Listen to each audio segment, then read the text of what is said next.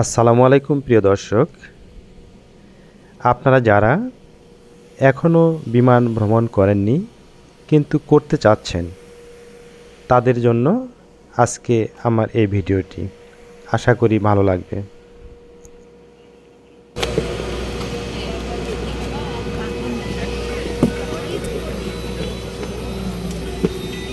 Madam আপনি একটু এইদিকে দাঁড়ান। হ্যালো, হ্যাঁ উঠলাম। স্যার এই যে 5 প্লেনে নাম্বার সারিতে চলে যাবেন, হাতের 5 বাঁদিকে হবে সেটা। আপনি নিজেই অনলাইনের মাধ্যমে টিকিট কাটতে পারবেন অথবা কোনো এজেন্টের মাধ্যমে টিকিট কেটে নেবেন। আপনার ফ্লাইট টাইমের 1 ঘন্টা পূর্বেই এয়ারপোর্টে পৌঁছাইতে হবে। এয়ারপোর্টে প্রবেশ করার পর চেক ইন কাউন্টারে আপনার অনলাইন কপিটি অথবা মেসেজটি শো করতে হবে। আপনি যদি জানালার কাছে বসতে চান তাহলে চেক ইন কাউন্টারে আপনাকে বলতে হবে, প্লিজ আমাকে জানালার পাশে একটি সিট ব্যবস্থা করে দিন। জানালার পাশে যদি সিট ফাঁকা থাকে তাহলে কর্তৃপক্ষ আপনাকে জানালার পাশে একটি সিটের ব্যবস্থা করে দেবেন। যেমন আমি চেয়েছিলাম এবং আমি জানালার পাশেই একটি সিট পেয়েছিলাম। আমাদের বিমানটি ছিল ইউএস বাংলা এয়ারলাইন্স।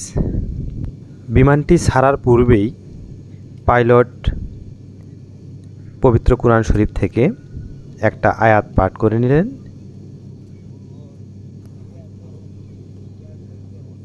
পাইলট যাত্রীদের উদ্দেশ্য করে বললেন, আকাশে এলোমেলো বাতাসের জন্য বিমানটি কখনো হালকা ঝাঁকুনি দিতে পারে, এটাতে ভয়ের কোনো কারণ নেই, আপনারা এটা নিয়ে কোনো চিন্তিত হবেন না।